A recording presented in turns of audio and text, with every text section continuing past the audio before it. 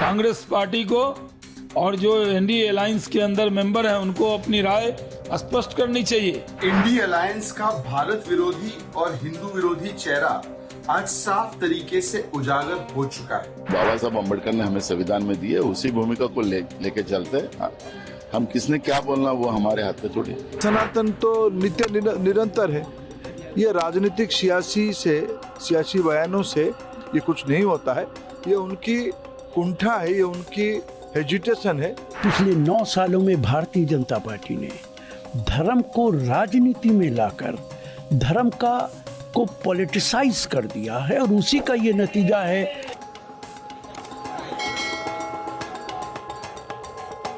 तमिलनाडु के मुख्यमंत्री M.K. Stalin के बेटे उदयनिधि स्टालिन के सनातन धर्म पर दिए गए बयान के बाद बवाल शुरू हो गया है। बीजेपी नेताओं समेत कई लोग उदयनिधि के बयान पर विरोध जता रहे हैं। बीजेपी नेता शहनवाज हुसैन ने भी उदयनिधि स्टालिन के बयान पर घोर निंदा करते हुए इंडिया गठबंधन पर जमकर निशाना साधा। ये जो इंडिया अलायंस है इसके मजबूत स्तंभ हैं स्टालिन साहब, और उनके बेटा कह रहे हैं सनातन धर्म की तुलना डेंगू और मलेरिया से कर रहे हैं, इसको खत्म करने की बात कर रहे हैं। कांग्रेस पार्टी को और जो एनडीए अलायंस के अंदर मेंबर हैं उनको अपनी राय स्पष्ट करनी चाहिए कि क्या वो लोग इकट्ठे होकर अलायंस बना रहे हैं या सनातन धर्म को खत्म करने के लिए और इसको डेंगू मलेरिया से तुलना करने के लिए इस तरह की बयानबाजी करवा रहे हैं। वो M.K. स्टालिन जो यहाँ पर जिस तरह का स्टालिन साहब जो सीएम है उनके बेटे ने जिस तरह का बयान दिया है ये दुर्भाग्यपूर्ण है। इसकी जितनी भी निंदा की जाए कम है। और उनका बयान, क्या एनडीए अलायंस उनके बयान से सहमत है, इसका जवाब एनडीए अलायंस के लोगों को देना चाहिए। वहीं शहजाद पूनेवाला ने भी इस बयान पर आपत्ति जताते हुए इंडिया गठबंधन पर भारत विरोधी बताया। इंडिया अलायंस का भारत विरोधी और हिंदू विरोधी चेहरा आज साफ तरीके से उजागर हो चुका है।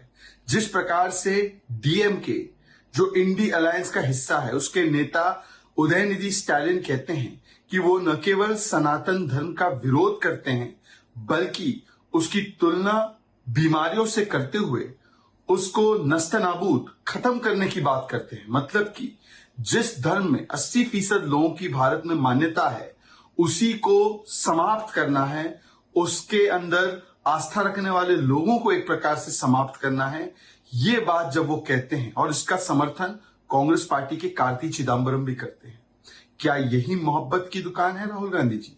और ये कोई हैरानी की बात नहीं है। इनके गठबंधन से समाजवादी पार्टी का अभी बयान आया था कि हिंदू धर्म धोखा है। इनके पार्टी से आरजेडी का किस प्रकार का बयान आता है वो भी हमने देखा है। आईयूएमएल ने हिंदुओं के नरसंहार के नारे लगाए, एमएमके ने प्रभु श्री राम का अपमान किया, और जो मेन है कांग्रेस पार्टी उसका तो एक लंबा चरित्र है सनातन विरोध और हिंदू विरोध का। हिंदू टेरर, प्रभु श्री राम है ही नहीं, राम मंदिर का विरोध। ये तो अभी मणिशंकर अय्यर ने भी बताया है कि किस प्रकार से सनातन विरोधी डीएनए है कांग्रेस पार्टी का। सवाल ये बनता है कि क्या सनातन धर्म को नस्तनाबूद और खत्म करने से, उसके मानने वालों को खत्म करने से जुड़ेगा भारत इनके हिसाब से? और जो उद्धव ठाकरे जी जैसे लोग हैं जो अपने आप को हिंदुत्व का सबसे बड़ा पुरोधा बताते हैं, क्या कहेंगे वो? इस बयान पर कांग्रेस नेता नाना पटोले ने कहा कि कांग्रेस की भूमिका स्पष्ट है, किसी की भावनाओं को आहत करना कांग्रेस की भूमिका नहीं है। साथ ही उन्होंने कहा कि किसी को क्या बोलना है ये हमारे हाथों में नहीं है। मैं कांग्रेस की भूमिका हमारी स्पष्ट है, किसी धर्म के बारे में चेष्टा करना, किसी की भावनाओं को दर्द देना, ये कांग्रेस की भूमिका नहीं है। सर्वधर्म समभाव की भूमिका जो बाबा साहब अम्बेडकर ने हमें संविधान में दी है, उसी भूमिका को लेके चलते हैं। हम किसने क्या बोलना वो हमारे हाथ में थोड़ी। केंद्रीय मंत्री धर्मेंद्र प्रधान ने भी इस बयान की आलोचना की है। राजनीति तमिलनाडु में कुछ लोगों की असलियत पता चलने लगा है। वहाँ की समाज उस विषय को जानने लगा है। कुछ समय तक कुछ लोगों को भ्रमित करके रखा जा सकता है, लंबे समय तक भ्रमित नहीं किया जा सकता है। तमिलनाडु की भारत की विभिन्न प्रांतों में जो आस्था की केंद्र है, अभी पिछले दिनों में हमने काशी तमिल संगमम आयोजन किया। तमिलनाडु में हर एक गांव में विश्वनाथ जी की काशी की स्मृति है। तो कहाँ सनातन तो नित्य निरंतर है। ये राजनीतिक सियासी बयानों से ये कुछ नहीं होता है। ये उनकी कुंठा है, ये उनकी हेजिटेशन है, ये कोई काम पे आएगा नहीं। ये इन लोगों को निंदा करनी चाहिए। वहीं राशिद अल्वी ने भी इस बयान पर आपत्ति जताई और बीजेपी पर जमकर निशाना साधा। हमारा संविधान इसीलिए सेकुलर है कि देश के अंदर भिन्न भिन्न धर्म रहते हैं, भिन्न भिन्न ज़बानें रहती हैं, ताकि देश को एक रखा जा सके।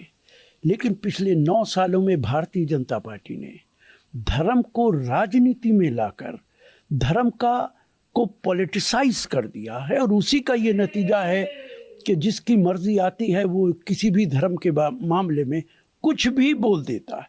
ये उसकी बड़ी मिसाल है। इसके लिए जिसने बोला है वो गलत बोला है, लेकिन उससे भी ज़्यादा जिम्मेदारी भारतीय जनता पार्टी के नेताओं की है, जिन्होंने धर्म को राजनीति में ले आए हैं और उसे पॉलिटिसाइज किया।